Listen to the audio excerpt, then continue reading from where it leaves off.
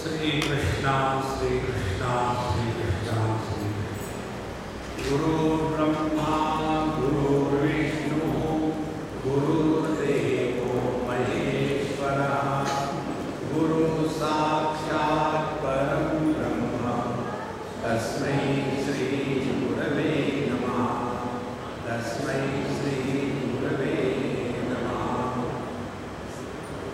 एक बार हम कहीं किसी के यहाँ नाश्ता करने के लिए जा रहे थे।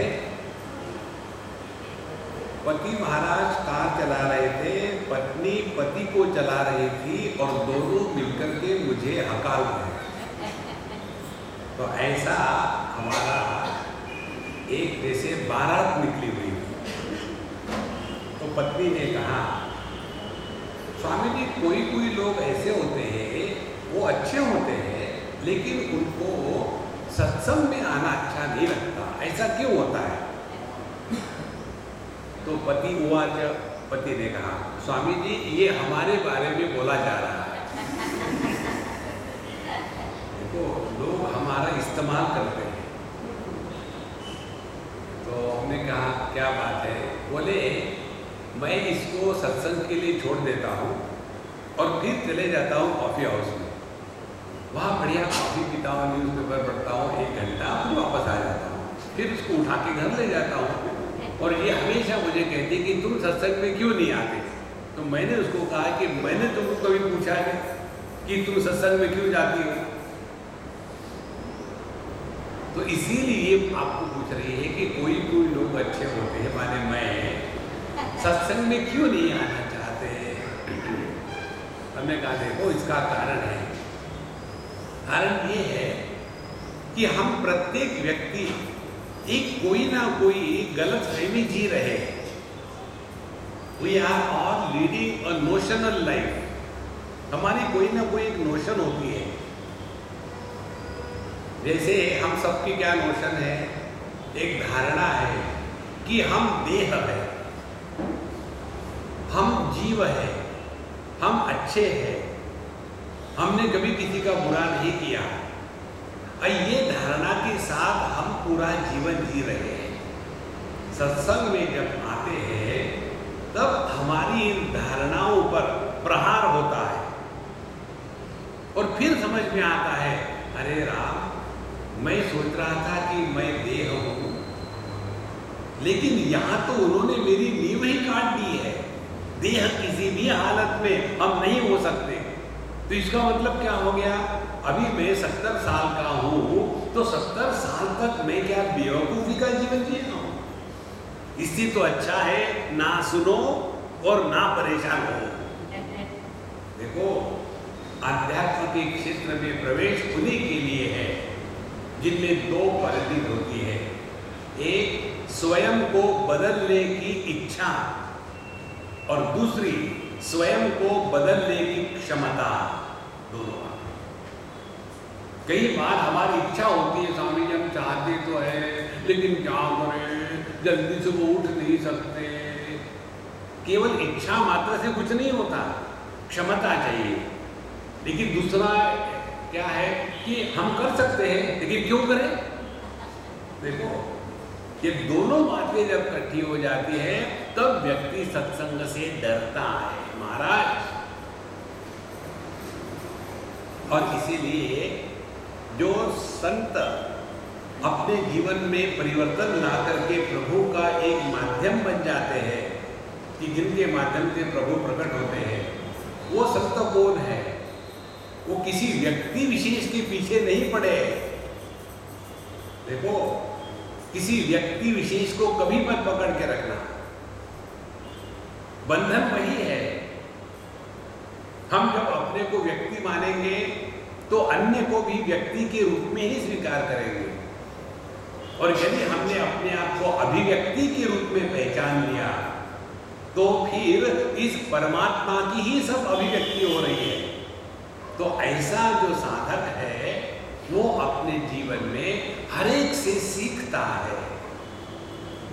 यह जो सीखने की इच्छा है, सीखने की क्षमता है, इसको कहते हैं गुरु तत्व। तो गुरु को खोजो मत बाहर, एक बार की बात है, पिछले साल की। एक हमारी अम्मा बड़ी क्लोज है, वो किसी महात्मा के पास हमेशा जाती थी और उन्होंने उनकी बड़ी पुस्तक भी हमको दे दी। तो हमने कहा ठीक है रखो। और फिर ऐसा कुछ हुआ कि कोई गड़बड़ी हो गई। गड़बड़ी जब हो गई तब ये फ्रस्ट्रेट होकर के हमारे पास आए, स्वामी जी ये सब हो गया, अब तो मैं तो लुट गई हूँ, मुझे समझ में नहीं आता, मैं क्या करूँ, मैं तो फ्रस्ट्रेट हो रही हूँ। हमने कहा मम्मा शांति रहो, तुमको मदद करने वाला बाहर का व्यक्ति नहीं है, जो आपके हृदय में होता है वही आपको मदद करता है। इसको ठीक से समझ लेना। यदि किसी व्यक्ति विशेष को पकड़ोगे तो उसमें आपको 1000 दोष दिखेंगे। इसीलिए गुरु तत्व यही है जो भगवान दत्तात्रेय बताते हैं कि हमने अपने 24 गुरुओं से सब बातें सीखी है। इसीलिए गुरु नाम से किसी व्यक्ति विशेष को पकड़ करके एक बंधन में मत आना, सबसे सीखना। देखो एक उदाहरण दो आपको, ये कौन सा गाँव है, गोवा। हम ऊटी में थे, तो वहाँ से हमारा कैंप पूरा हो गया। एक हमारे मित्र उन्होंने कहा स्वामी जी यहाँ एक बड़े औलिया की मजार है, तो हम लोग दर्शन करेंगे ना, चलो करते हैं। वहाँ गए और वहाँ की विशेषता बताई, तो हमने उनका जो समाधि थी उसको नमस्कार किया, प्रदक्षिणा की। और फिर हमारे मित्र को कहते हैं कि देखो स्वामी जी ये बड़े सिद्ध महात्मा थे और इनके गद्दी पर अब दूसरे महात्मा बैठे हैं, और बोली वो सामने वही उनके गद्दी पर बैठे हुए महात्मा है। तो फिर हम उसके पास गए, उनके हाथ में माला थी, गृहस्थ थे, पैंट शर्ट पहने हुए थे। हमने जाकर उनको नमस्कार किया। उन्होंने कहा कि आप हमको मिलिए, चाय पानी पिएंगे। तो हम अपने गाड़ी में बैठ करके घूम के गए और वो स्टेप मार के नीचे चले गए। तो जब हम गाड़ी में बैठे तो हमारे ये मित्र हमको कहते स्वामी जी आपने उनको नमस्कार किया, हमको नहीं अच्छा लगा। वो तो गृहस्थ है, आप सन्यासी हो, आपने क्यों उनको नमस्कार किया? हमने कहा जनते की हो, मैं तुमको भी नमस्कार करता हूँ। बोले ऐसा क्यों किया? हमने कहा बताओ, आप ही ने मुझे बताया कि ये मजार है, इसमें मुर्दा पड़ा है। मुर्दे को नमस्कार किया तो ठीक है, जिंदी को नमस्कार किया तो गलत है। देखो संतो, हम ईंट पत्थरों में भगवान की कल्पना करके नमस्कार करते हैं, लेकिन किसी व्यक्ति विशेष में जब राग द्वेष निर्माण हो जाता है तो नमस्कार करना हम अवॉइड करते हैं। ये साधु संतों के लक्षण नहीं है। देखो संतों, इसीलिए हमको सबसे सीखना है, हर एक से। देखो इससे क्या होगा, यदि हम हर एक से सीखेंगे तो हर एक के प्रति गुरु बुद्धि होगी, और हर एक के प्रति यदि गुरु बुद्धि होगी तो हर एक के प्रति आदर होगा। और जब हमारे अंतःकरण में आदर का वातावरण होता है तब ही हमको प्रसन्नता का अनुभव आता है।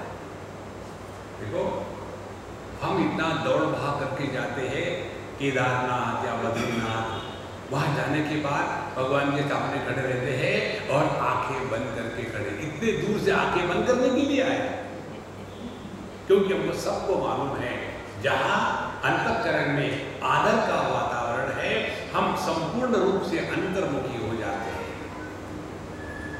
और इसीलिए हमको जिसके प्रति हमारे मन में आदर है उनके साथ रहो तो मन प्रसन्न क्यों रहता है? उस व्यक्ति के कारण नहीं,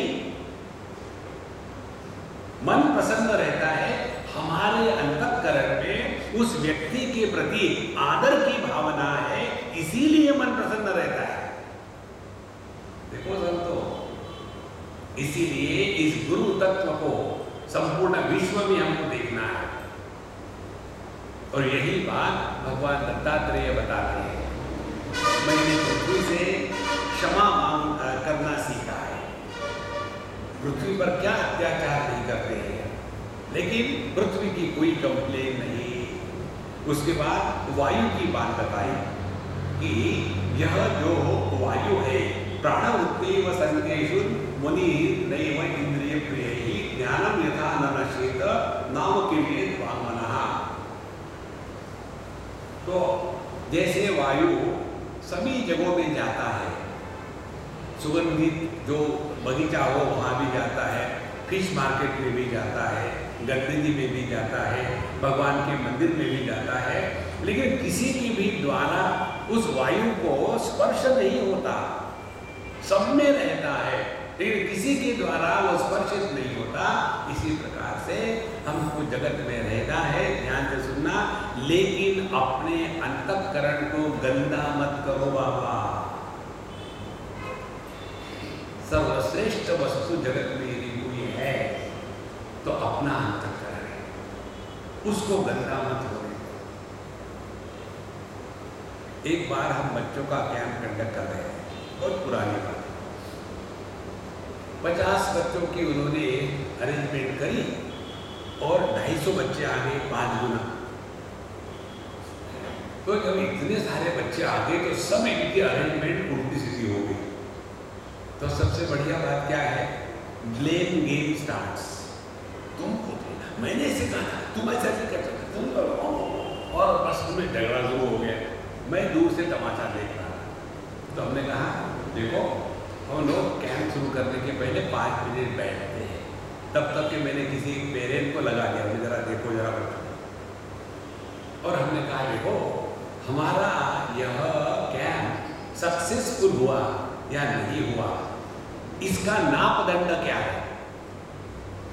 कोई भी कार्य ठीक हुआ या नहीं हुआ कैसे पता चलेगा? हमारा बिजनेस ठीक चल रहा है कि नहीं चल रहा है कैसे पता चलेगा? बैलेंस शीट पर, सीधी बात है। इसी प्रकार से ये कैंप सक्सेसफुल हुआ या नहीं हुआ कैसे पता चलेगा? एक ने कहा ऑलरेडी हो गया, देखो कितने लोग आ गए, शांत करो, हड़बड़ा। दूसरा कहता है काहे का सक्सेसफुल हो गया, सब उल्टा सीधा हो गया, झगड़े शुरू। और हमने कहा ठीक है, आपको सबको समझ में आ गया है, अब चलो चलते। बोले नहीं आप बताइए। हमने कहा सुनोगे, कैंप शुरू होने के पहले जो उत्साह और आनंद हमारे हृदय में था, वही उत्साह वही आनंद कैंप के दौरान बना रहे, और कैंप खत्म होने के बाद कोई भी ऐसा न कहे नहीं रे बाबा अब तो कान पकड़ लिए, फिर से ये काम नहीं करेंगे। ऐसा यदि एक के भी मन में आया तो ये कैंप टोटली फेलियर। देखो सबको जगत में ऐसा जीना, किसी भी हालत में अपने मन की शांति संतुलन इसको दांव पर मत लगाओ। यही बात भगवान दत्तात्रेय कहते हैं कि हमने वायु से सीखी है। इसीलिए इतना ही है कि जगत में इंद्रियों के द्वारा, मन के द्वारा, व्यवहार के द्वारा, संबंध के द्वारा, संग्रह के द्वारा ऐसा रहे कि जिसके द्वारा अपना मन कलुषित न हो, मन पर किसी प्रकार का बोझा निर्माण नहीं हो। आगे कहते हैं विशेष अविशेष योगी नाना धर्मेषु सर्वथा गुण दोष व्यपेतात्मा न विशेषित वायुवत। तो जैसे यह जो वायु है, किसी भी वस्तु का या किसी भी चीज का कोई राग द्वेष नहीं करता। यदि सुगंध है उसका भी वहन करता है, दुर्गंध है उसका भी वहन करता है, लेकिन सुगंध में आसक्ति नहीं है और दुर्गंध में द्वेष नहीं है। यही तो जीवन का सौंदर्य है संतो। जिस अंतःकरण में द्वेष की अग्नि प्रज्वलित होती है, उस अंतःकरण में परमात्मा का अवतरण कभी नहीं। ये बात हमने वायु से सीखी है। ये बाहर का वायु हो गया। अब अंदर का वायु कैसा है? पार्थिवेषु इह देहेषु प्रविष्ट तद्गुणाश्रयः गुणैः न युज्यते योगी गंधैर्वायुरिवात्मद्रुक। इसी प्रकार से यह जो वायु है ये शरीर से संबंध आने के बाद भूख प्यास इत्यादि का वहन करता है, लेकिन कभी भी यह वायु इस भूख प्यास के द्वारा प्रभावित नहीं होता, केवल भूख प्यास के हमको याद दिलाता है। इसी प्रकार से इस शरीर में प्रकट होने वाला जो परमात्मा तत्व है, यह इस देह के जो गुणधर्म है, कौन से गुणधर्म है? अस्ति जायते वर्धते विपरिणमते अपक्षीयते विनश्यति इति षड्विकारवत् एतत् स्थूलम शरीरम।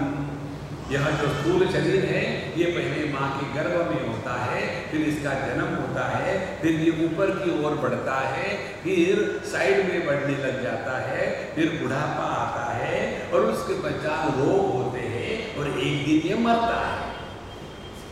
तो ये तो सभी देह का एक ही कहानी है, कोई नई थोड़ी है।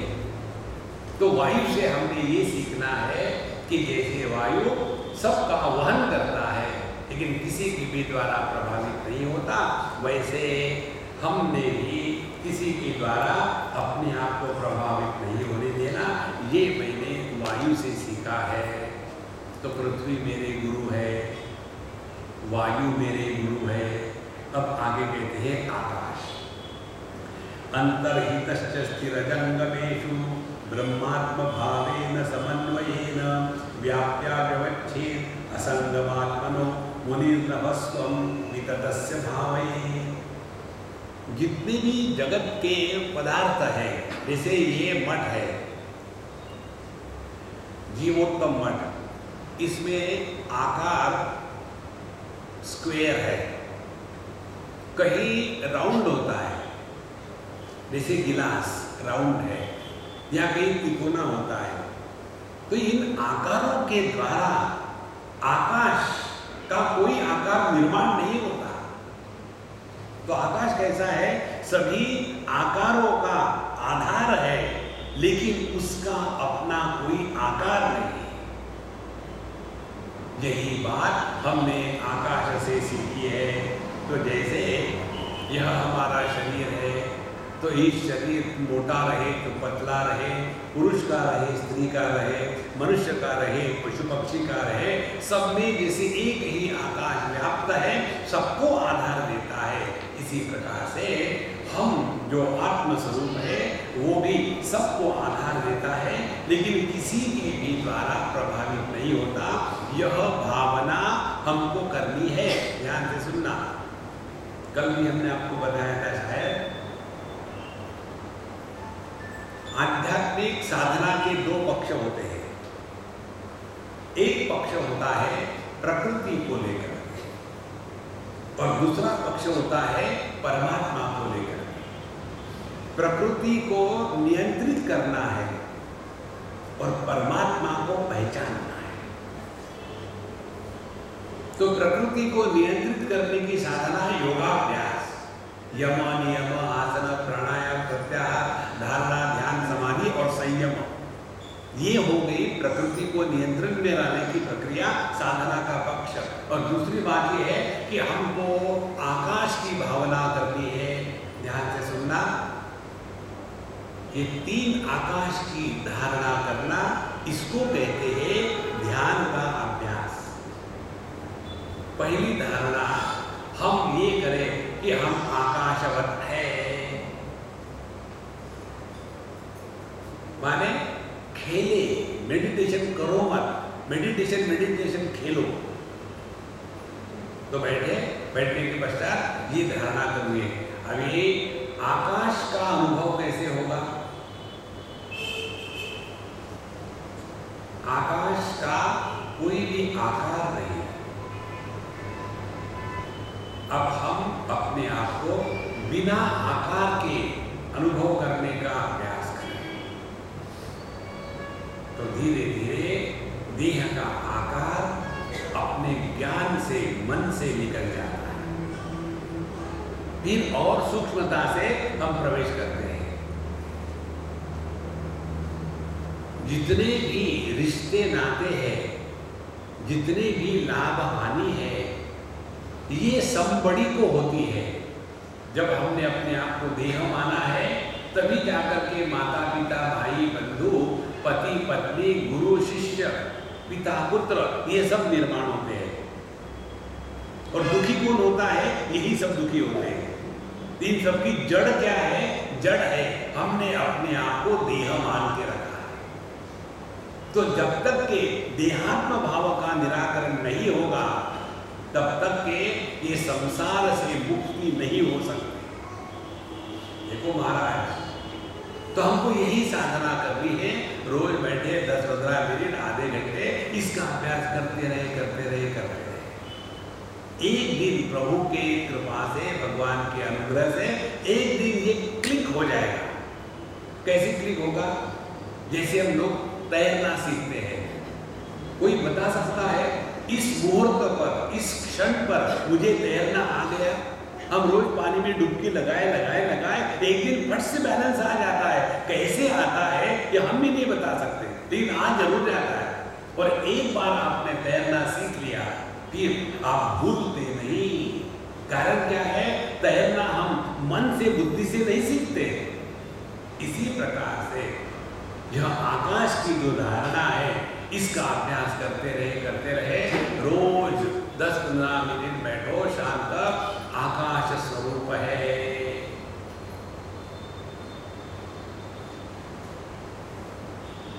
मन जब तक आकार है, रूप है, जब तक नाम है तभी तक मन है। मन में से नाम और रूप दोनों हटा दो, मन गायब हो जाता है। गहरी नींद में हमारा देह के साथ तादात्म्य नहीं होता, इसीलिए मन का कोई आकार नहीं होता। जब आकार ही नहीं होता तो मन कहाँ है? और जब आकार नहीं है तो प्रकार नहीं है, प्रकार नहीं है तो विकार नहीं है, विकार नहीं है तो संस्कार नहीं है, संस्कार नहीं है तो अहंकार नहीं है।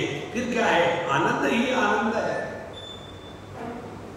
और इसीलिए गहरी नींद का हर एक का एक ही अनुभव है कि हम एकदम आनंदमय रहते हैं। देखो महाराज, भगवान दत्तात्रेय कहते हैं मैंने आकाश से ये सीखा, अपने आप को किसी नाम रूप में मत बांधो बाबा। देखो सन्यासियों को जब दीक्षा दी जाती है ना तो क्या करते हैं? पहले तो उसके रूप को बदल डालते हैं।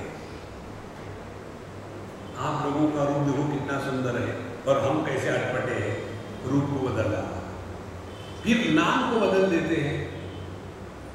एक बच्चे ने मुझे पूछा, स्वामी जी आपके नाम के पीछे आनंद क्यों है?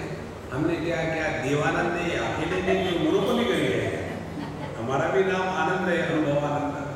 तो इसका कारण क्या है? हमने कहा इसका कारण ये है, कम से कम नाम के लिए तो खुश रहो, तुम्हारा नाम अनुभवानंद है, रोना मत। देखो जहां नाम और रूप इन दोनों का त्याग हो जाता है उसको पवित्रता की पराकाष्ठा कहते हैं। उदाहरण करता हूं आपको, कभी आप हिमालय में चले जाओ तो एक स्थान आता है रुद्रप्रयाग। वो हमारा सबसे फेवरेट स्थान है। जब भी हम जाते हैं बद्रीनाथ केदारनाथ, वहाँ जरूर रुकते हैं और वहाँ 2 नदियों का संगम होता है।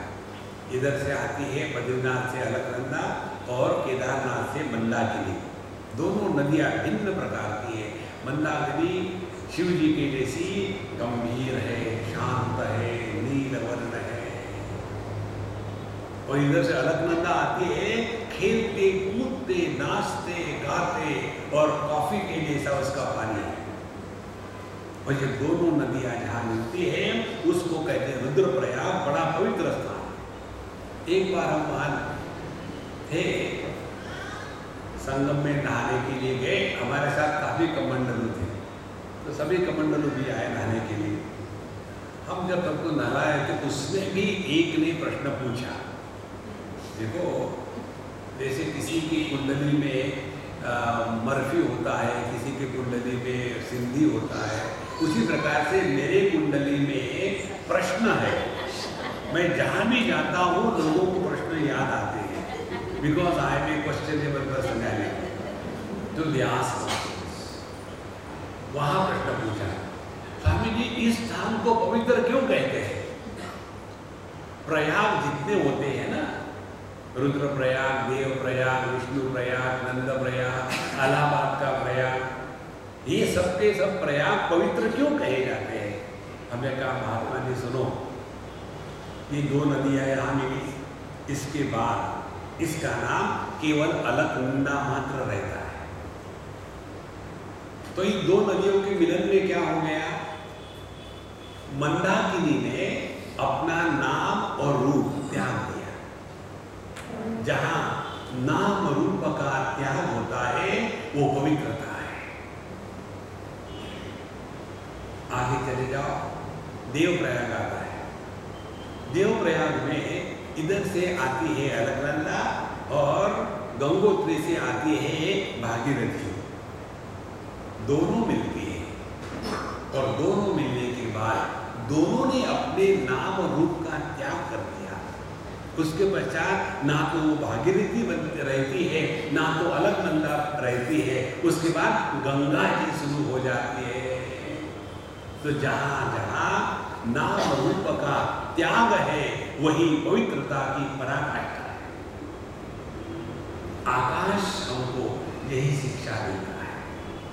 कितने हम नाम में फंसे हुए हैं, हर जगह में अपना नाम और रूप, चारों जगह में मेरे स्टैचू बना के रख दो और फिर मैं ही जाकर के मेरे स्टैचू का इनॉग्रेशन करूंगी, उसके बाद मैं ही जाकर के मेरे स्टैचू को माला पहनाऊंगी, फिर मैं ही मेरे ही स्टैचू को नमस्कार करूंगी। सियावर रामचंद्र की जय।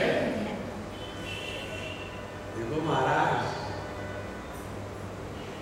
कितना ये नाम रूप का बस संसार किसी को कहते हैं। जब तक हम अपने इस नाम रूप को मिटाना ये साधना है, ये नहीं समझेंगे, तब तक कि हम अपने नाम रूप को और बढ़ाते हैं। देखो महाराज, हम वृंदावन में गए थे एक जगह में। वृंदावन में तो कन्हैया लाल की लीला भूमि है, तो कहीं गए, वहाँ इतने स्थान है हमको याद नहीं रहते। हम तो हर जगह कन्हैया मिल जाता है, स्थान को क्या लेना है।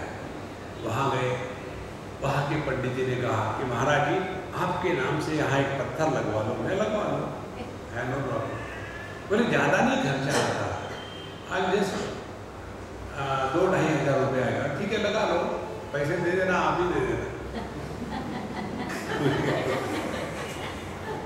अरे नहीं, ऐसे नहीं, आप अपने भक्तों को कहो देखो इन्होंने लगाया है। हमने कहा देखो इस पत्थर पर जो नाम लिखा है ना, पत्थर को मालूम नहीं, क्योंकि पत्थर पर लिखा है, और जो इस पत्थर पर पैर रखेगा उसको भी मालूम नहीं होगा कि ये किस पत्थर का नाम है।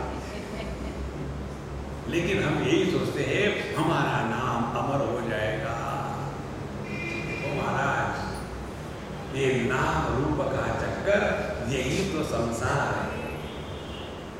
यहाँ भगवान कहते हैं कि मैंने आकाश से यही कहा, मुनि नभस्व विततस्य भावे। जो साधक है इसी की भावना करे, इसी की धारणा करे। आकाश तुल्य होना है। आकाश का अपना कोई आकार नहीं, विकार नहीं, प्रकार।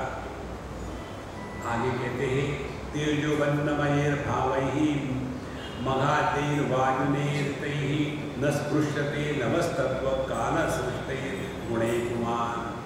आकाश, पृथ्वी, जल, अग्नि और वायु, इन चारों को आधार देता है। भगवद गीता के 2 अध्याय में विषय आता है, नैनं छिन्दन्ति शस्त्राणि नैनं दहति पावकः न चैनं क्लेदयन्त्यापः न शोषयति मारुतः। शस्त्र जिसको काट नहीं सकते, माने पृथ्वी का जिस पर प्रभाव नहीं है, पानी के द्वारा जो गिला नहीं होता, अग्नि के द्वारा जो जलाया नहीं जाता और वायु के द्वारा जो सुखाया नहीं जाता, वह परमात्मा और ये सभी के सभी परमात्मा के गुण आकाश में लागू होते हैं। आकाश पृथ्वी के कारण झुकता नहीं, इतनी बड़ी पृथ्वी को ढो रहा हो, या तो पानी के कारण ये कभी गीला नहीं होता, अग्नि के कारण जलता नहीं और वायु के कारण सूखता नहीं। आधार सबको देता है लेकिन प्रभावित किसी के द्वारा नहीं होता। इसी प्रकार से ये हमारा स्वरूप है संतो, इसको पहचानो, करना कुछ नहीं है। आंखें किसी भी रूप रंग के द्वारा प्रभावित नहीं होती, इसीलिए सभी रूप रंग को प्रकाशित कर सकती है। हमारी श्रवण शक्ति सभी शब्दों को प्रकाशित करती है, चाहे भगवान का नाम लो, चाहे डिस्को के गाने हो, सबको वही श्रवण शक्ति प्रकाशित करती है, किसी के द्वारा प्रभावित नहीं होती। उसी प्रकार से हमारी घ्राण शक्ति चाहे सुगंध हो या दुर्गंध हो, दोनों को वही प्रकाशित करती है, लेकिन किसी के साथ चिपकती नहीं। वैसे ही हमारा मन अच्छे विचारों को भी आधार देता है, बुरे विचारों को भी आधार देता है, फिर भी किसी के द्वारा प्रभावित नहीं होता। अब अंतिम बात, उसी प्रकार से जो चेतन सत्ता हम है, जागृत, स्वप्न, सुषुप्ति, समाधि, इन चारों को आधार देती है। लेकिन जागृत में कुछ बनती नहीं, स्वप्न में कुछ सोचती नहीं, सुषुप्ति में सोती नहीं और समाधि में लगती नहीं। यह जो चेतन सत्ता है वही अपना स्वरूप स्वाभाविक है, केवल पहचानना मात्र है, करना कुछ नहीं है। देखो भगवान शंकराचार्य कहते हैं, कुरुते गंगा सागर गमनम व्रत परिपालनम अथवा दानम ज्ञान विहीन सर्वमतेन भजति न मुक्तिम जन्म शतेन। बाहर की दुनिया में कुछ भी करो आप, कुछ नहीं होने वाला। जब तक के अपने स्वरूप को नहीं पहचानेंगे तब तक के भटकते रहेंगे, इस गुरु से उस गुरु के पास, उस गुरु से उस गुरु के पास। अपने हृदय में देखो महाराज, देखो। इसीलिए हमने यह आकाश से सीखा है, तद्वत् काल सृष्टि गुणे ही पुमान न स्पृश्यते।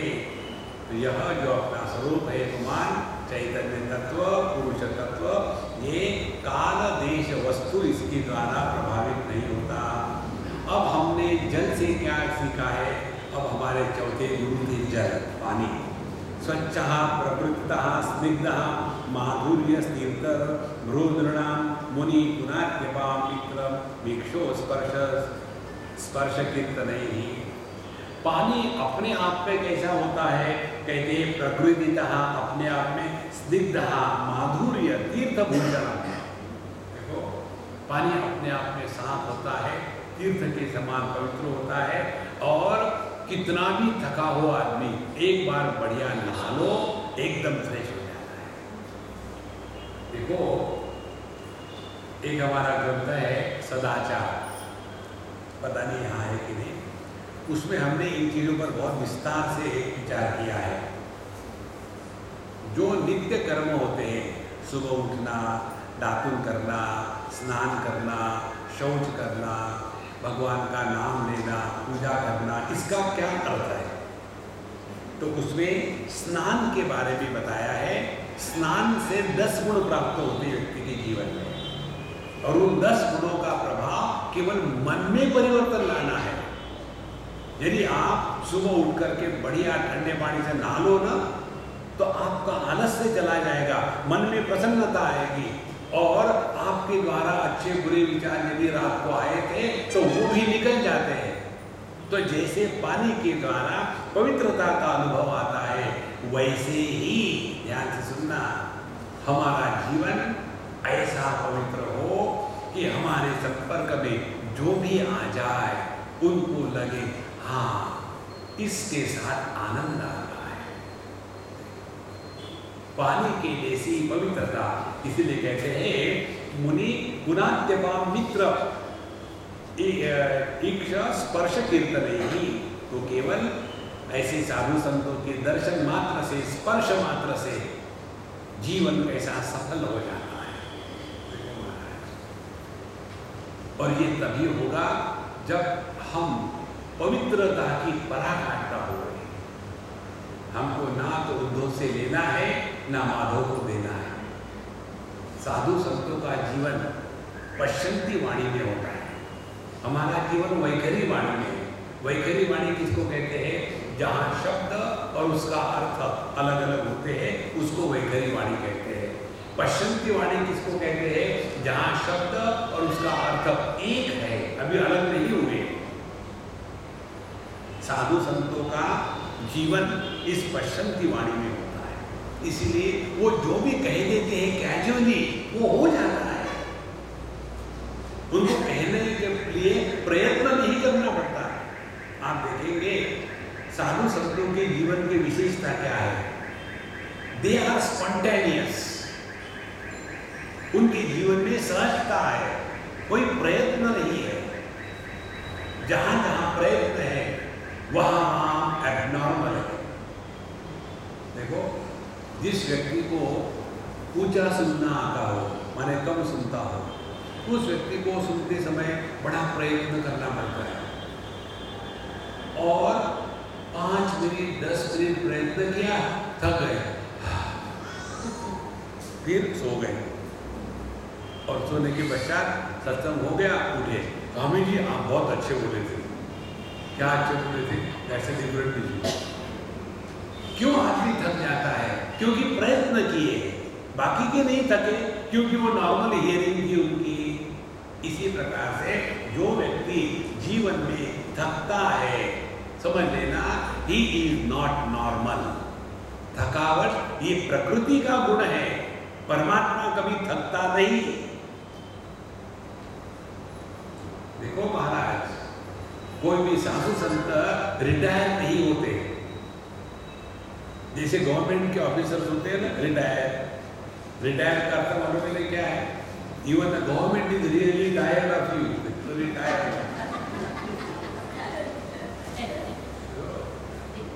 इसलिए जैसे ये पानी का गुणधर्म है, इसी प्रकार से साधु संतों के दर्शन स्पर्शन मात्र से, नामोच्चारण मात्र से लोगों का भला हो जाता है। देखो, हम आपको एक बात बताते हैं, व्यक्ति की श्रद्धा की क्या शक्ति होती है ये बताने के लिए। एक सज्जन है, हम उनको जानते नहीं, कभी पहचानते नहीं, कभी वो सत्संग को आते नहीं, सरदार जी।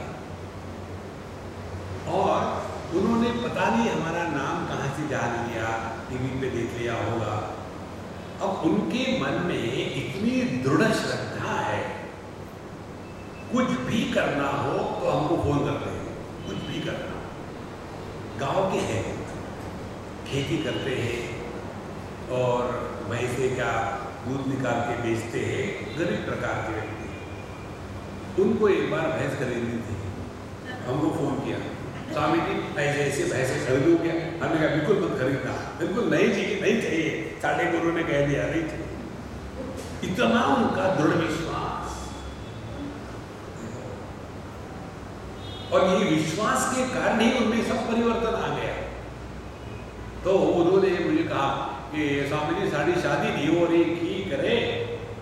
तो हमने कहा देखो, 3 महीने के अंदर तुम्हारी शादी हो जाएगी, शांत रहो, और तुम जो नाम लेते हो जपजी साहब का, वो नाम लेते रहो। और प्रभु की लीला, 3 महीने के अंदर शादी हो गई। अब इसमें मेरा क्या है? लेकिन उसकी श्रद्धा की शक्ति है ये। एक अंग्रेजी में कहावत है, faith can move mountains if our faith is stronger than the mountain. देखो, हम किसी मंदिर में जाते हैं, भगवान की मूर्ति होती है, उसमें मूर्ति में क्षमता नहीं होती संतो। जो भक्त है उसके हृदय की जो श्रद्धा है उसमें शक्ति होती है। श्रद्धावान लभते ज्ञानम तत्परः संयतेन्द्रिया। देखो, अब उनकी शादी हो गई। शादी होने के बाद 2-3 साल हो गए। स्वामी जी सालों कोई पोता नहीं हो रहा, कोई बच्चा नहीं हो रहा, की करा? हमने कहा कि देखो, अगले साल अप्रैल के महीने में तुमको बच्चा हो जाएगा। अब हम ठोक दिए, हमको क्या मालूम कौन है? उस आदमी को देखा तक नहीं हमने कभी। और तुरंत फोन आ गया, हाँ मैं आपने कहा लड़की हो गई। अब मेरे कहने से लड़कियां होती तो कितना मजा आता है। देखो संतो, ये जो श्रद्धा है ना, इसको साधारण मत समझ लेना। भगवान शंकराचार्य लिखते हैं विवेक चूड़ामणि में, शास्त्रस्य गुरु वाक्यस्य सत्य बुद्ध्यावधारणा सा श्रद्धा कथिता सद्भिः यया वस्तु उपलब्धते। शास्त्रों ने जो कहा है, गुरु ने, आचार्य ने जो कहा है, वो सत्य है। ये दृढ़ विश्वास, इसी के द्वारा वस्तु माने परमात्मा, इसी के द्वारा परमात्मा की उपलब्धि होती है। इसीलिए कहते हैं कि जैसे पानी शुद्ध पवित्र रहता है, इसी प्रकार से ये साधु संतों का जीवन इतना शुद्ध पवित्र है कि जिसके दर्शन, स्पर्शन और नामोच्चारण मात्र से ही हमारा भला हो सकता है। अब अग्नि से हमने क्या सीखा? तेजस्वी तपसा दीप्तो दुर्धरो उदर भाजनः सर्वभक्षोपि युक्तात्मा ना दत्ते मलमग्निवत। कहते हे राजन, मैंने अग्नि से ये बात सीखी है कि अग्नि अत्यंत तेजस्वी और ज्योतिर्मयी होती है और उसके ज्योति को कोई दबा नहीं सकता। अग्नि को नष्ट करने के लिए उसमें कितने भी और फ्यूल डालो तो और भड़कती ही रहती है, उसको रख नहीं सकता, दबा नहीं सकता। पर अग्नि की विशेषता क्या है? अग्नि किसी का संग्रह नहीं करता, इकट्ठा करके नहीं रखता, सबको निगल कुछ नहीं रखना। तो मैंने भी अग्नि से यही सीखा है कि कुछ भी संग्रह नहीं करना। देखो संतो, बंधन दो प्रकार के होते हैं। एक होता है संग्रह का बंधन और दूसरा होता है संबंध का बंधन। संग्रह होता है वस्तुओं के साथ और संबंध होता है व्यक्तियों के साथ। और हमारे दुख का कारण यही दो बातें हैं, संग्रह और संबंध। गहरी नींद में हमारा कुछ भी नहीं होता और हम कुछ भी नहीं होते। गहरी नींद में कोई संग्रह नहीं है, गहरी नींद में कोई संबंध नहीं है और इसीलिए उस समय केवल आनंद का मात्र अनुभव रहता है। और ये आनंद का अनुभव कैसा है? इस आनंद के अनुभव में अनुभव करने वाला पैदा नहीं होता। देखो, जैसे हमने रसगुल्ला खाया तो रसगुल्ले खाने का जो आनंद है उसमें खाने वाला पैदा हो गया था, आनंद को भोगने वाला पैदा हो गया था। लेकिन जो गहरी नींद का आनंद है उसमें आनंद का भोग करने वाला व्यक्तित्व नहीं होता। तो जिस भोग में भोक्ता निर्माण नहीं होता, जिस ज्ञान में ज्ञाता निर्माण नहीं होता, जिस कर्म में कर्ता निर्माण नहीं होता, वो है परमात्मा का प्राकट्य। ये बात हमने अग्नि से सीखी। तो कहते हैं इसके पेट में कुछ भी रख दो सबको निकल जाती है। ऐसे नहीं कि मुझे अच्छी ही वस्तु चाहिए, जो मिले वो सब ठीक है। अब देखो ये बात कितनी सच है। खाने के पहले कितने व्यंजन होते हैं? 10 प्रकार के व्यंजन। लेकिन खाने के बाद जब सब अंदर चले गए तो सब का सब एक है, फिर कोई फर्क नहीं पड़ता। लेकिन ये जो गेटवे है यही बड़े लगते हैं, नाकाबंदी शुरू हो जाती है। ये नहीं चाहिए, वो नहीं चाहिए, ऐसे नहीं चाहिए, वैसे नहीं चाहिए। देखो एक बात समझ लेना, प्रॉस्पेरिटी का अर्थ ज्यादा चॉइस देना, इसी के कारण हमने अपना सत्यानाश कर लिया है। See, lesser the choice you give to yourself, happier you will be. Never give any choice to yourself. देखो, हम अपना उदाहरण देते हैं। मंदिर में जाना हो तो यही कपड़े, कहीं महात्म में जाना हो तो यही कपड़े, बाथरूम में जाना हो तो यही कपड़े, शादी में जाना हो तो यही कपड़े, डाइवोर्स में जाना हो तो यही कपड़े। तो कपड़ों को लेकर के अब चिंतन करने की कोई आवश्यकता ही नहीं। और हमारी माताएं देखो, जब उनको कहीं शादी में जाना होता है तो वार्डरोब के पास खड़ी रहती, चिंता मग्न होकर के।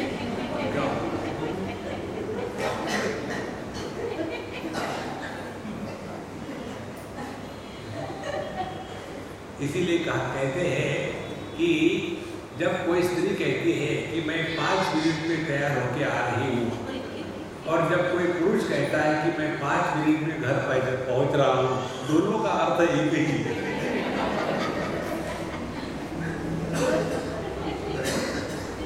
इतना चॉइस दे देते हैं कि आदमी कंफ्यूज हो जाता है। Give yourself minimum choice. देखो, और जब ये बात समझ में आएगी ना, तब देखो आप में अग्नि का गुण प्रकट हो जाएगा। जो है ठीक है, बस आगे चलो, हंसो मत। खाने को लेकर के हम आपको एक सिद्धांत बताते हैं। अग्नि भोजन करता है, एक सिद्धांत बड़ा सिंपल है। खाने में सामने आने के बाद वो अच्छा है कह दो।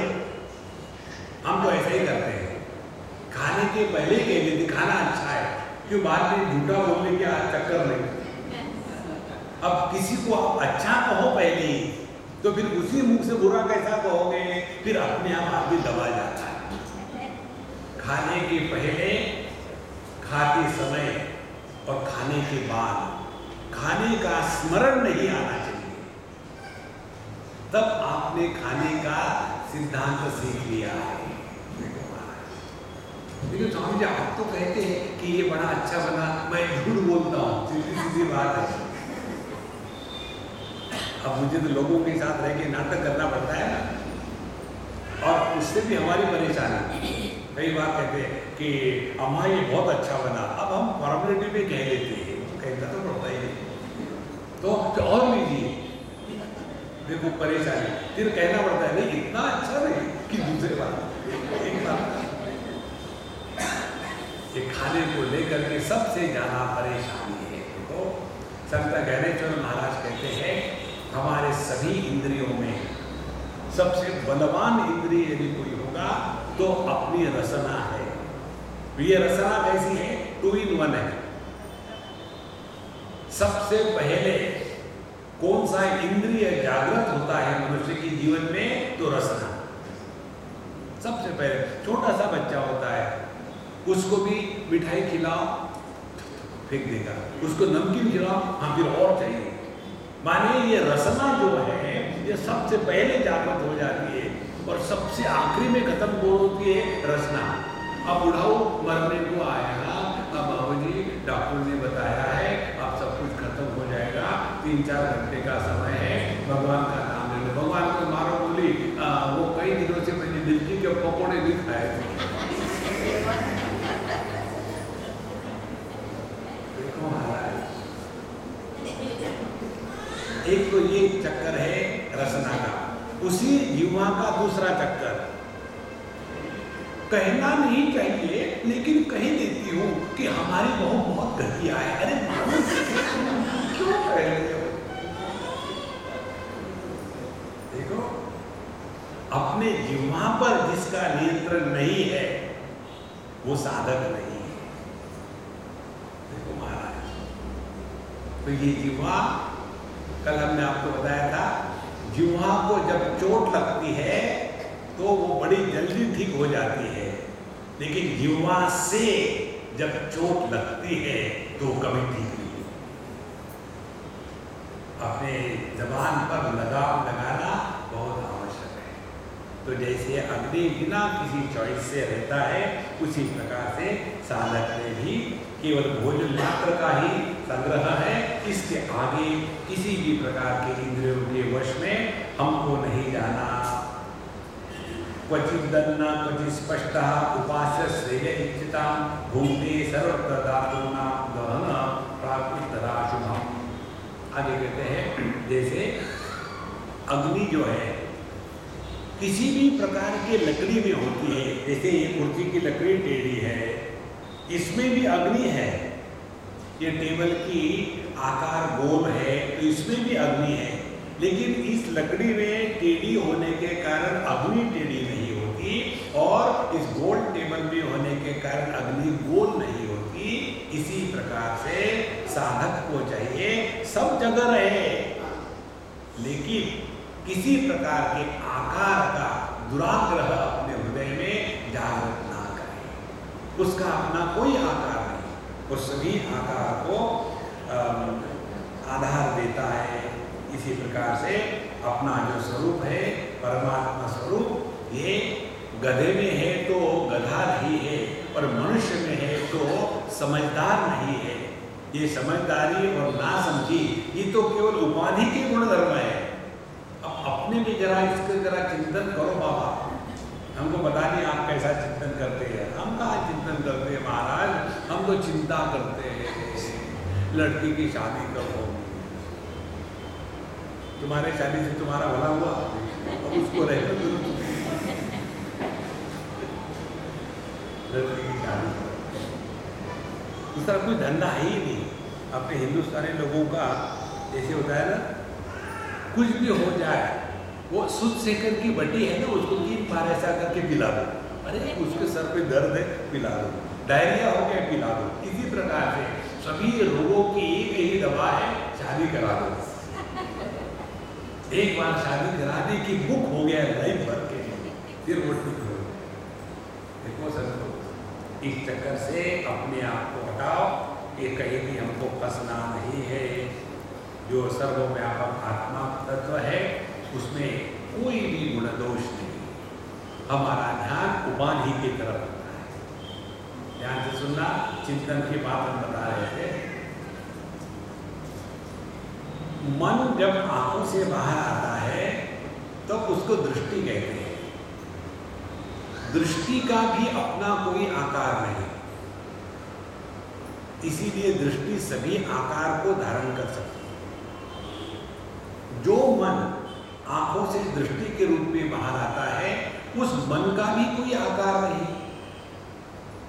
वही मन जब कानों से बाहर आता है तब उसको श्रवण शक्ति कहते हैं। इस श्रवण शक्ति का भी अपना कोई आकार नहीं, और जो मन श्रवण शक्ति के रूप में प्रकट हो रहा है उसका भी कोई आकार नहीं। तो यदि मन का अपना कोई आकार नहीं, उसकी अभिव्यक्ति का कोई आकार नहीं है, तो अपनी असलियत क्या है? अपनी असलियत है हम असल में निराकार है।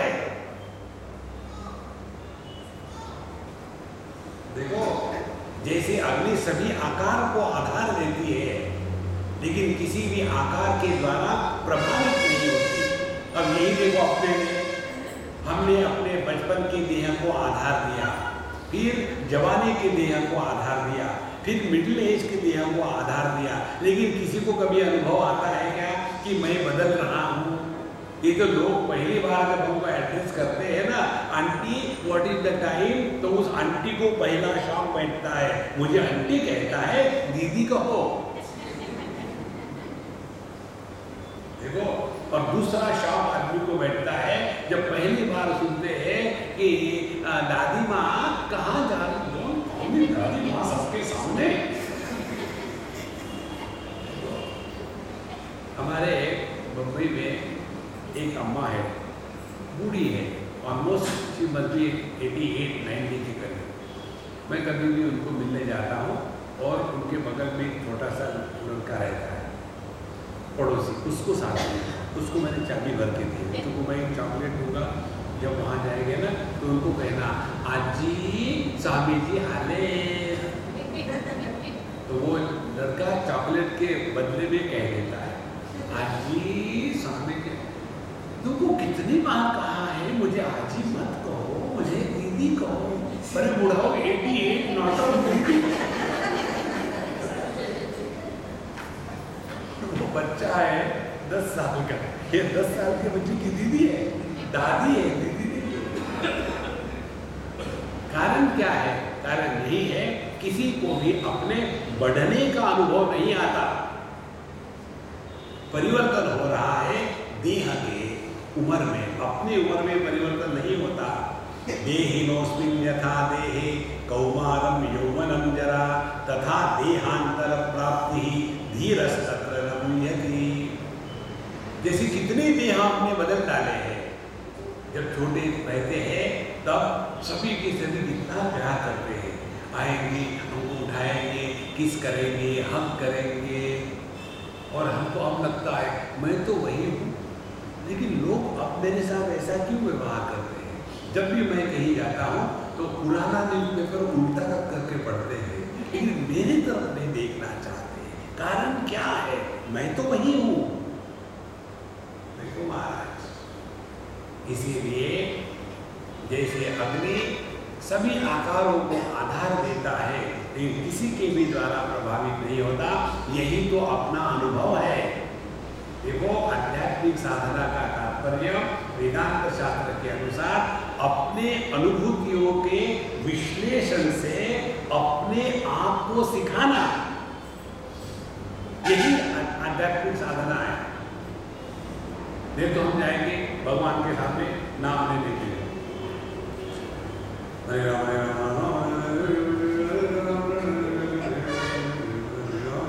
भगवान कंफ्यूज, इसका नाम ले रहा है। देखो, इससे कुछ नहीं होने वाला महाराज। साधना का तात्पर्य है अपने प्रत्येक अनुभव से सीखे, एक ही सिद्धांत को ले जाओ। और यही बात हमारे दत्तात्रेय भगवान कहते हैं। उसके पश्चात हमने अग्नि से सीखा, अब आगे चलते हैं चंद्रमा से। हमने क्या सीखा? विसर्गाद्या श्मशानान्ता भावा देहस्य नात्मनः कलानामिव चन्द्रस्य कालेन व्यक्तवर्त्मना कालेन योगवेगेन भूतानां प्रभवाप्ययो नित्यावपि न दृश्येते आत्मनोऽग्निर्यथाशिषा गुणे गुणानुपादत्ते यथा कालं विमुञ्चति न तेषु युज्यते योगी गोभिरिव गोपति। चंद्रमा की बात बताते हैं। देखो, ये कभी आपने चिंतन किया होगा क्या? चंद्रमा 17वां होता है। 16 चंद्रमा की कलाएं हैं। प्रथमा, द्वितीया, तृतीया, चतुर्थी, पंचम और जाकर के पूर्णमासी और अमावस्या, 16 हो गई। ये 16 कलाएं किसकी है? 17वां जो है चंद्रमा। तो चंद्रमा थोड़ी 17 है, चंद्रमा तो एक ही है। तो एक ही चंद्रमा की उपाधि के कारण 16 कलाएं जैसे हो जाती है, लेकिन इन 16 कलाओं के कारण ये चंद्रमा 16 भागों में बंटता नहीं, वो 17वां ज्यों का त्यों रहता है। इसी प्रकार से देह की अनेक कलाएं हैं। ये देह बच्चा है, ये बढ़ रहा है, ये जवान हो गया है, ये बूढ़ा नहीं हो रहा है, ये सब की सब कलाएं देह की है। लेकिन ये देह का जो आधार है, जो परमात्मा तत्व है, जो अपना स्वरूप है, इस पर एक भी कला का कोई भी प्रभाव नहीं होता। ये बात मैंने चंद्रमा से सीखी। सो श्मशानान्ता भावा देहस्य न आत्मनः। तो जन्म से लेकर के मृत्यु तक ये सभी के सभी भाव देह के हैं, अपने स्वरूप के नहीं। ध्यान से सुनना, हमारे शास्त्रों में जो पुनर्जन्म की बात आती है, जो कर्म के सिद्धांत की बात आती है, इसका तात्पर्य हम समझते नहीं और इसीलिए फंसे रहते हैं। भगवान कृष्ण भगवद गीता के 2 अध्याय में यही बात बताते हैं। भगवान कहते हैं कि हे अर्जुन, श्रुति प्रतिबंधनाति यदा स्थास्यति निश्चला समाधावचला बुद्धि तथा योगम अवाप्स्यसि। तुमने सुन के दिमाग में ऐसा एकदम गोबर कर दिया है कि तुम कंफ्यूज हो गए हो। कंफ्यूज किस पे हो जाते हैं? देखो, जब हमको कर्म का सिद्धांत बताते हैं तो कर्म के सिद्धांत का तात्पर्य क्या है? कर्म के सिद्धांत का तात्पर्य पाप पुण्य धर्म अधर्म स्वर्ग नरक नहीं है। कर्म के सिद्धांत का तात्पर्य है हम जो अन्य को बदनाम करते हैं दुनिया में अपने दुख के लिए, उससे बचाओ अपने आप को। हमारे सुख दुख का कारण हम स्वयं है। ये बताने के लिए कर्म का सिद्धांत है। लेकिन हमने तो कभी किसी का बुरा किया नहीं, इस जन्म में नहीं, पिछले जन्म में किया होगा। लेकिन मुझे ऐसी पद्धति मिली क्योंकि पिछले जन्म में तुमने इससे बहुत छला था, इसलिए तुम्हारा बदला लेने के लिए जन्म में। लेकिन अब मैं क्या करूं? अब उसके साथ ठीक से व्यवहार करो, नहीं तो अगले जन्म में फिर पकड़ेंगे। देखो, इसे निकला क्या? दो बातें निकली। एक तो हम अन्य को बदनाम करना बंद कर देंगे, दूसरा इस जगत में हमारा व्यवहार ऐसा रहेगा कि हमारा अगला जन्म सुधर जाएगा। पहली ये बात होती है। दूसरी बात, यदि हम इस देह के जन्म के पूर्व थे, इस देह में हम हैं और देह के मरने के बाद अगले जन्म में रहेंगे, इसका अर्थ क्या निकला? इसका अर्थ यही निकला कि हम अमर है, हम अखंड है, हम अनादि है, हम अनंत है, ये इसका अर्थ निकला। इसको तो हम समझेंगे नहीं, लेकिन हमेशा मरने का डर। देखो, एक बार बिट्स पिलानी में हम स्टूडेंट्स को एड्रेस कर रहे हैं और जब हमने उनको एड्रेस किया, अब जवान लड़के 10वीं 12वीं के, तो उनके साथ भिन्न प्रकार की बात होती है। उत्साह, समर्पण, एम्बिशन, अचीवमेंट, हार्ड वर्क, ये सब बातें हमने उनको बताई। अब उसके पश्चात हमने कहा, देखो, हमने केवल स्टूडेंट्स को एड्रेस किया है, इसीलिए प्रश्न पूछने का अधिकार केवल स्टूडेंट्स को है, किसी और को नहीं है, ठीक है? इतना कहने के बावजूद भी एक बुढ़ाओ खड़े हुए, Swami ji, I have got a question, ऐसे की भी थी, I don't want your question.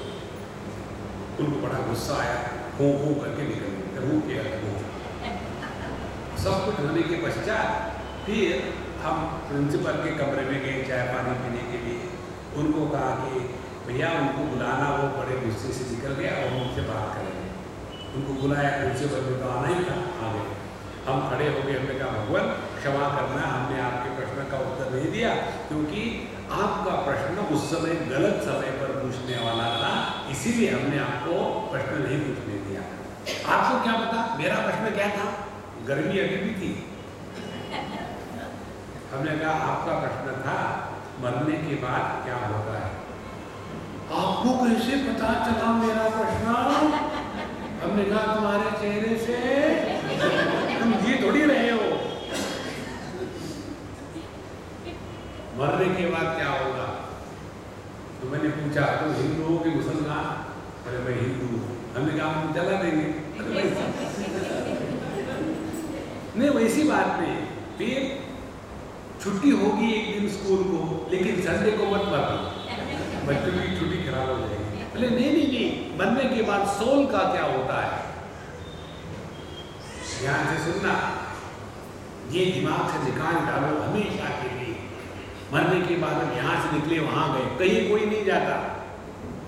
एक बल्ब जब फ्यूज हो जाता है तो क्या उसमें से वो लाइट निकल के दूसरे बल्ब में घुसता है? देखो, एक मटका जब टूट जाता है तो मटके के अंदर का आकाश निकल करके दूसरे मटके में घुसता है। देखो संतो, अपने इस अनंत परमात्मा स्वरूप को पहचानना है। डर डर के मत जियो, पापो हम पाप करना, निकल जाओ उससे, बहुत होते हैं। देखो, तब जा करके हम भगवान दत्तात्रेय के प्रति समर्पित है। नहीं तो हमेशा डर डर के जीना। तो चंद्रमा के जैसी अनेक कलाएं दिखती हैं लेकिन होती नहीं। इसी प्रकार से देह के साथ हम बच्चे, जवान, बूढ़े कहे जाते हैं, लेकिन असल में हम ना तो बच्चे हैं, ना जवान है, ना बूढ़े हैं। जैसे देह का जन्म होता है, हमारा जन्म नहीं होता। किसी को अपने जन्म का अनुभव है क्या? किसी ने कह दिया, मान लिया। एक बच्चे मुझे पूछने आए, Swami ji, I want to know your date of birth, I want to send you a greeting card. तो मैंने कह दिया, लिख लो, मैं एक ही बार बोलूँगा, किसी को मत बताना, ठीक है? 31 अप्रैल। और फिर जाकर के अपनी मम्मी को कहती है कि मम्मी, तुमने बताया था ना स्वामी जी अपने डेट ऑफ बर्थ किसको नहीं बताते, मुझे बताइए। बोले हो ही नहीं सकता। बोले नहीं, मुझे बताइए है, बताओ। उन्होंने कहा किसी को मत बताओ। बोले मैं किसी थोड़ी हूँ, मैं तो तुम्हारी माँ हूँ। अच्छा ठीक है, बताया। देखो उनका डेट ऑफ बर्थ 31 अप्रैल है। तो हंस दी। अरे क्यों हंस रही है? 31 अप्रैल तो होता ही नहीं। ओ स्वामी जी चीटेड भी। फिर उसने मुझे ग्रीटिंग कार्ड लिखा, dear Swami ji happy birthday whenever it is. और नीचे भी लिखा गेस हु एम आई, और अपना नाम पता दे दिया।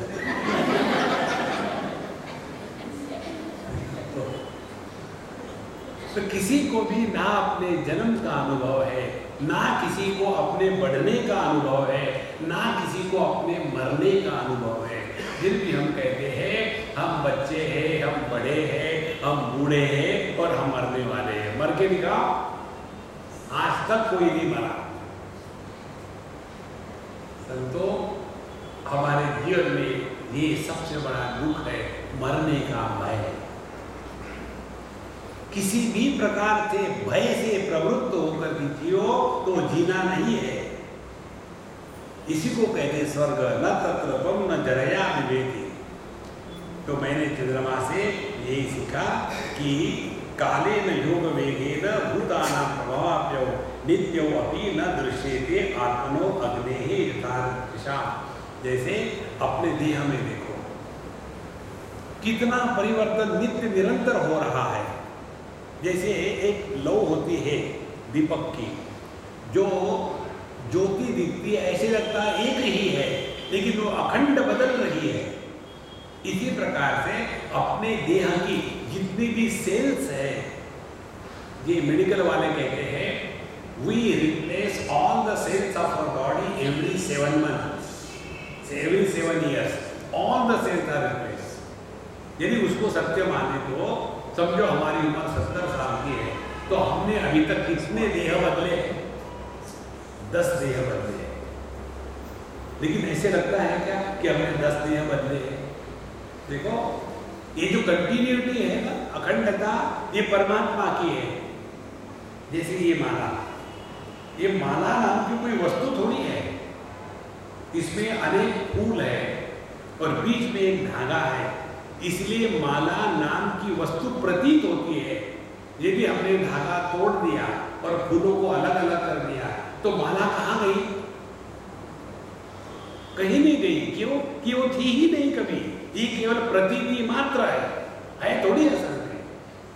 इसी प्रकार से जो अनेक अनुभूतियां हैं वो फूल के जैसी है, और उसमें अखंड जो धागा है वो शुद्ध चेतन तत्व के जैसा है। इससे एक कल्पना कर लेते हैं, ऑटोबायोग्राफी ऑफ ए डम्बो। किसका जन्म हुआ था? किसकी ऑटोबायोग्राफी? देखो संतो, इसीलिए सबसे बड़ी साधना है केवल आज के तारीख में लिव ओनली टुडे। जितने ज्यादा फूल होंगे उतनी माला लंबी, जितने कम फूल होंगे उतनी माला छोटी। एक ही फूल होगा तो माला बन ही नहीं सकती। जितनी उम्र लंबी उतनी माला लंबी, जितनी उम्र छोटी उतनी माला छोटी। छोटा बच्चा पैदा हुआ, एक ही फूल, माला बनती ही नहीं। जितनी साधना है वो यही है। Don't bring your past. जब हम जवान थे, अरे हु केयर्स?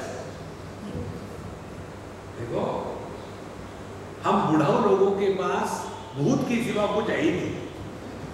बुढ़ाऊ को भविष्य कहाँ होता है? भविष्य से जवान बच्चों को होता है ना। बुढ़ाऊ को कहाँ भविष्य है?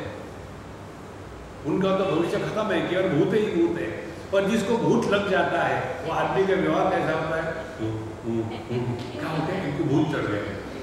सभी बुढ़ाऊ ऐसे ही है, केवल पुरानी बातें। जब हम जवान थे तब की बात है। महाराज, जो व्यक्ति जितना वर्तमान में रहता है उतना वो जवान होता है, और जो वर्तमान में रहेगा he is fit for today. नहीं तो जब हम छोटे थे ना तब की बात है, हम ना जो गिल्ली डंडा खेलते थे, आजकल के बच्चे गिल्ली डंडा भी इलेक्ट्रॉनिकली खेलते, पता नहीं कैसे उसी में फंसे हैं। एक बुढ़ाऊ कह रहे थे अपने पोते से, जब हम छोटे थे ना तो मुट्ठी पर पैसा ले जाते थे और बैलगाड़ी भर करके सामान ले आते थे, और आजकल के जमाने में बैलगाड़ी भर के पैसा ले जाओ, मुट्ठी पर सामान। बच्चा कहता है दादाजी आप घास खरीद के लाते थे, हम ब्लू चिप लाते थे। देखो घास खरीद के लाओ तो बहुत सारा होगा, ब्लू चिप बड़ी थोड़ी होती, छोटी सी होती है, कीमत ज्यादा है उसकी। इस प्रकार से हमने चंद्रमा से सीखा है कि गुणे गुणानुपादत्ते यथा काल विमुंचति। जैसे कितने ही परिवर्तन आते हैं गुणों के कारण, देह में, मन में, इंद्रियों में, जगत में, इन किसी के भी द्वारा जैसे चंद्रमा प्रभावित नहीं होता, उसी प्रकार से यह अज्ञान के कारण हमने अपने आप को जो देह माना है उसका त्याग हो गया, तो किसी की भी द्वारा हम प्रभावित नहीं होते। यही अपना स्वरूप है। हे राजन, मैंने चंद्रमा से यही सीखा। अब आगे कहते हैं सूर्य से मैंने क्या सीखा? बुध्यते स्वेन भेदेन व्यक्तिस्थ इव तद्गतः लक्ष्यते स्थूलमतिभिः आत्मा चावस्थितो कवतः। सूर्य तो एक ही है, और ये सूर्य करता क्या है? अपने किरणों से पृथ्वी पर जो समुद्र का पानी वो खींच लेता है और फिर सबका सब वापस भेज देता है, अपने पास नहीं रखता। इसी प्रकार से ध्यान से सुनो, हमने इस दुनिया से बहुत लिया है, माँ बापों से लिया है, अपने पड़ोसियों से लिया है, समाज से लिया है। अब कुछ वापस देने की भी तो बात करो, लेते ही रहेंगे। एक सज्जन इतने कंजूस थे कि उन्होंने अपना अकाउंट जो है वो देना बैंक में नहीं रखा, क्योंकि उसका नाम देना है, लेना चाहिए, देना चाहिए।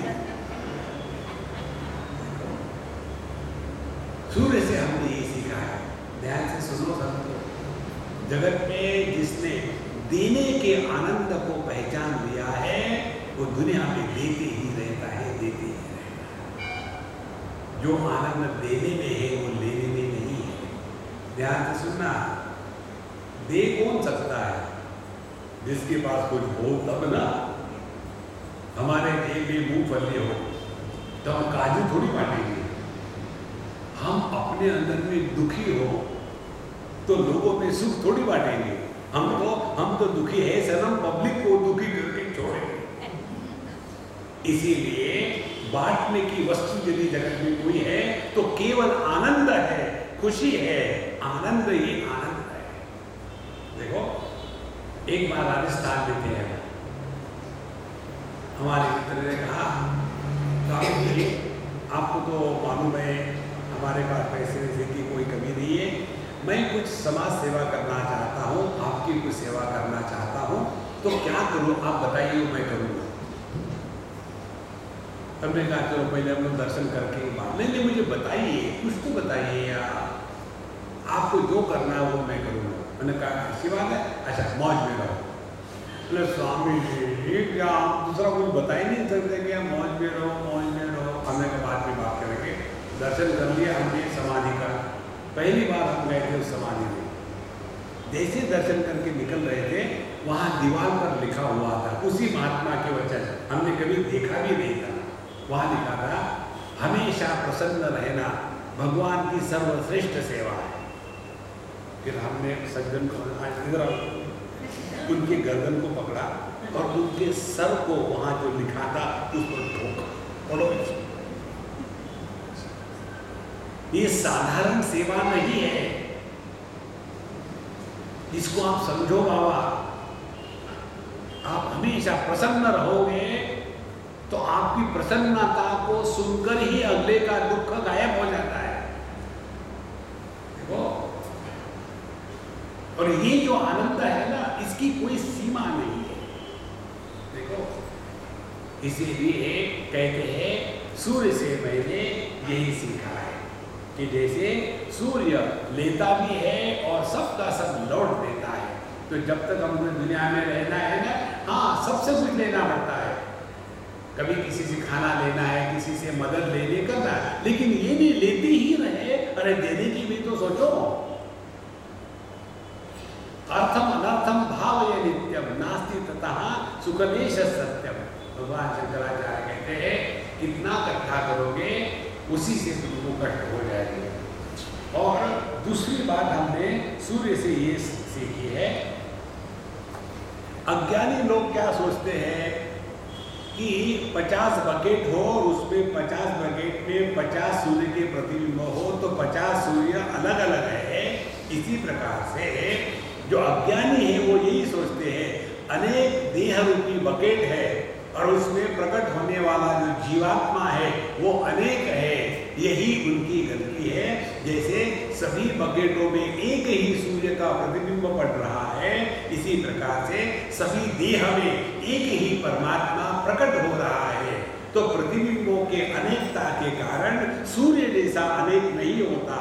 इसी प्रकार से अनेक जीव भाव के कारण जीव अनेक नहीं होते, एक ही परमात्मा अनेक के रूप में प्रकट हो रहा है। जैसे एक ही आदमी पिता की उपाधि से पुत्र कहा जाता है, पत्नी की उपाधि से पति कहा जाता है और पुत्र की उपाधि से पिता कहा जाता है। तो एक ही आदमी जैसे तीन भाषा है लेकिन होता नहीं, वैसे एक ही परमात्मा तत्व भिन्न भिन्न उपाधियों से जब प्रकट होता है तो ये अनेकता औपाधिक है, वास्तविक नहीं है। यह बात मैंने सूर्य से सीखी। और आगे कहते हैं ये सूर्य किस प्रकार से है, ये सूर्य सबको प्रकाशित करता है लेकिन किसी की भी द्वारा प्रभावित नहीं होता। इसी प्रकार से हमारे जीवन की सभी अनुभूतियाँ, जागृत, स्वप्न, सुषुप्ति, समाधि, इन सब का जो हम प्रकाशक है, हम सबको प्रकाशित करें लेकिन किसी की भी द्वारा प्रभावित न होवे, यही अपने जीवन की साधना है। और यही बात हमने सूर्य भगवान से सीखी। अब मुझे बताओ, जिसने सूर्य के इस चरित्र से सीखा है तो उसका सूर्य गुरु बन गया। तो जिसका सूर्य गुरु होगा उसका गुरु कभी मरेगा ही नहीं। देखो महाराज, नहीं तो एक संजय हमको मिलने आया मुंबई की बात है, मित्र के साथ। वो मित्र हमको जानते हैं, स्वामी जी हमारे मित्र है, इनका जो है ना, हमने कहा ये गूंगे है क्या? बोले नहीं। वो समझ में बोलने दो, तुम क्यों बोल रहे हो, तुम वकील हो गया उसके? बोले नहीं, उसको बोल रहे। उसने कहा स्वामी जी मेरे गुरु महाराज थे, फिर उन्होंने मेरे सब चक्र खोल दिए हैं और कुंडलिनी जागृत हो गई, फिर अब वो मर गए। अब मुझे बताने आगे क्या करना है, आप मुझे बताओ। तो मैं जोर से हंसने लगा। बोले क्यों हंस रहे हो? हमने कहा तुमने एक गुरु को तो खा लिया, मुझे खाने की क्या है? मैं जो मरता है वो गुरु नहीं होता महाराज।